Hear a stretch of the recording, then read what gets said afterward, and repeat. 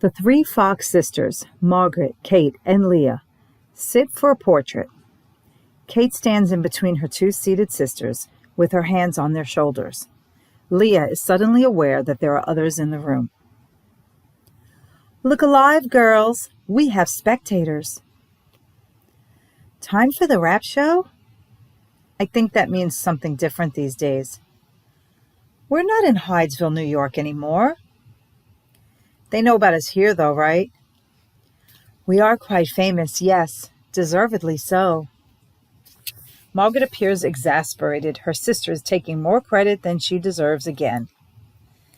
"Kate and I are famous, big sis." "Because of the rap show?" "Don't forget everything I did for you two. There would have been no Fox sisters without me, Maggie." "We haven't forgotten, Mrs. Underhill. Or is it Brown, or Fish? I lose track of all your married names." Kate appears bored by the exchange and absent-mindedly cracks her knuckles. Leah and Margaret quickly turn to look at her. Leah flashes her a disapproving glance. "That's enough.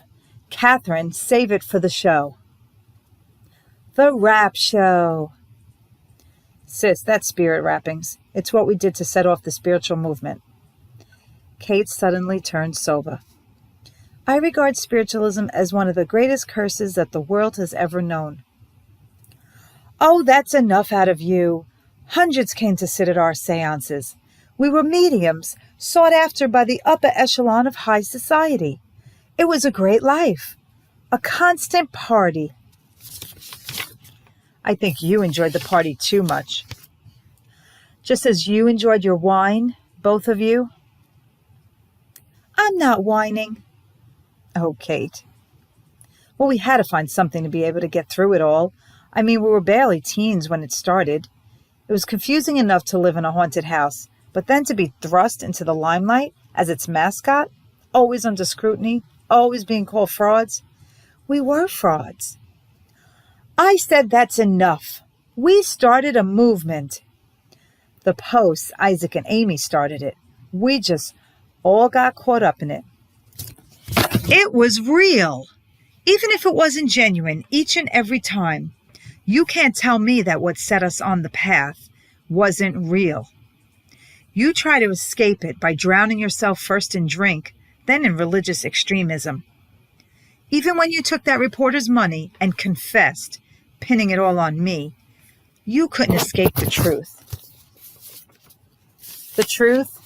Making the rapping sounds with our feet, our knuckles, in the dark. We made fools of so many. You should have just stayed the course. I know you missed the high life and the fruits it bore you." "I am bored." Kate unconsciously cracks her knuckles again as she stares blankly ahead, doing her best to ignore her bickering sisters. "You want the truth, Margaretta? When you try to return to performing after burning all our bridges, you found the public no longer wanted you. What we started had taken on a life of its own, and it was thriving, without our involvement. I mean, look at them." Leah gestures to the audience. The three look out at everyone watching them. "That I have been chiefly instrumental in perpetrating the fraud of spiritualism upon a too confiding public, most of you doubtless know. The greatest sorrow in my life has been that this is true, and though it has come late in my day, I am now prepared to tell the truth, the whole truth, and nothing but the truth, so help me God. I am here tonight as one of the founders of spiritualism to denounce it as an absolute falsehood from beginning to end, as the flimsiest of superstitions, the most wicked blasphemy known to the world." The sisters are silent for a long moment. "And yet, the world shall never forget us." Maggie, Kate, Leah, the Fox sisters.